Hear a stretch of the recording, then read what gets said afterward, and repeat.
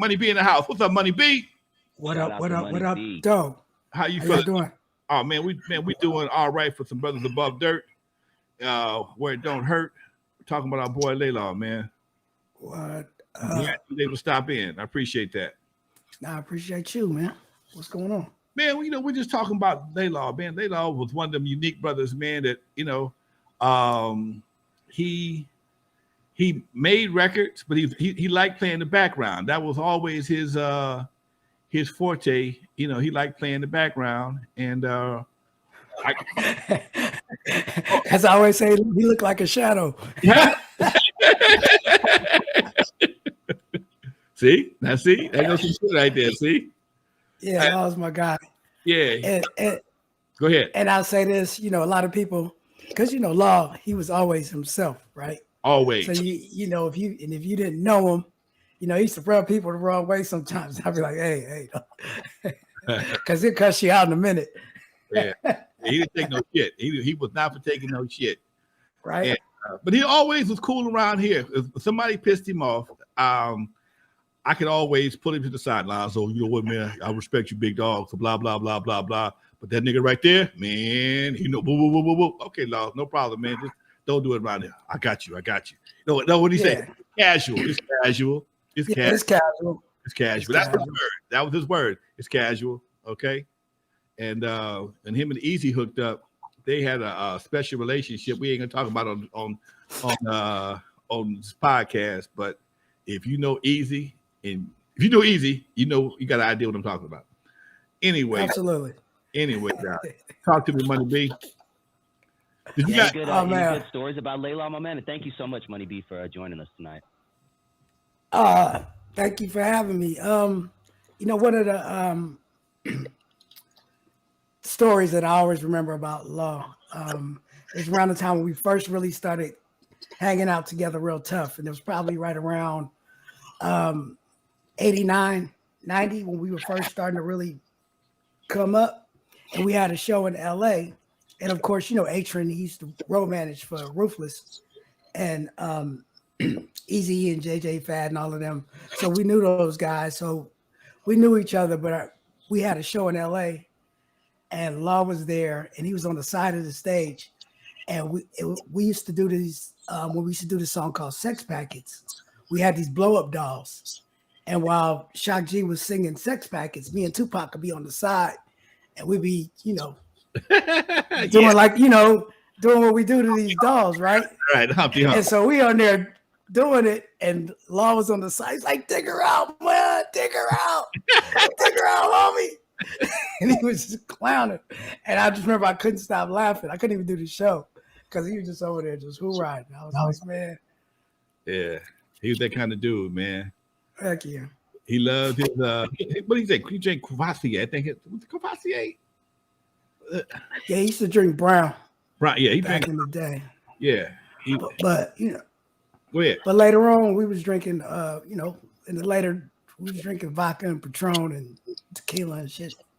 He liked his high end. He liked his high end shit. Period. Liquor, whatever the case. He didn't mind spending no money on his beverages. Okay. What's amazing is I know Law was working on, he finished his book. Okay. So he's working on his book and he was working on the audio book. Okay. Shout out Atron. And what up, Atron? What up, Atron? Big A. So I know the book was finished and he was working on the audio book, and also I had connected him with a guy that was doing like some animation for like shorts for the audio, audio clips that he was narrating about his life and certain things that happened. And excuse me, I reached out to Go. Well, I'm going to reach out to Go, but I also told Dyer, who I think Dyer's going to come on the show later, but he was working with Law to do the audiobook and everything. And I just offered to finish the narration of the audiobook if they wanted me to, because I know it was something that he really, really wanted to get done. Right. When he didn't want to do his book, he called me to refer him to my ghostwriter for my book, and he said she couldn't time down long enough to finish. I don't know if they ever finished it. They spoke. They had a good conversation, They started, and I don't know if they ever finished. I got to call him. I don't think I got to call him, let him know that he passed. He probably don't know. In the meantime, Adrian just stepped in. What's up, Mr. Gregory? Hey, how you guys doing? We're doing all right, Doc. We're glad to have you in the house. Good. Thank you, man. Everyone's camera looks so good, and I've never really set mine up. I just turn it on my computer. You guys all look like you have like a separate camera, so you're not doing it through your computer anymore. Ah, yeah. You know it. You see my mic, nigga? Yes, I guess I have to step up my game a little bit. I'm podcasting over here. Upgrade. You know what I mean? Okay. Professionally. It's a word we got to use there. Upgrade. Okay. Upgrade. Yeah. Yeah, down there, 170 BP, 170. Anyway, what's up with you, Doc? Hey, man. Doing like that. Man, Thank you, man.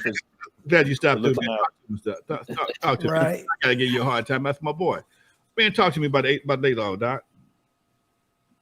Man, it's tough because Mun called me with the news, and I was sharing with him. I just texted him a week before, and he hadn't reached out. And LAYLAW always responds, always, and it's either right away, by text, or by phone call within the hour.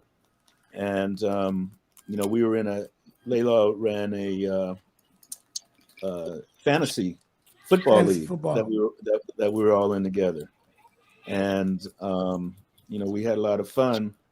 But I was reaching out to him about the fantasy league, and he didn't hit me back. But LAYLAW, we go back to the old Ruthless days, and I don't remember him in the World Class Wrecking Crew days, but into the Ruthless days, we did the N.W.A tour together. I was technically ATL's road manager. I think I did a couple shows with him, and we just always stayed close. He produced some stuff for Pac. Would come to the house and play me some tracks. And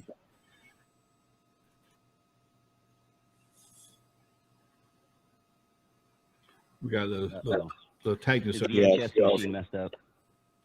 Sorry, we got your mouth back. Lost me? Yeah, you stopped. You got mid-stroke there, and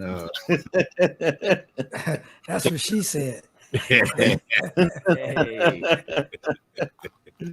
You said you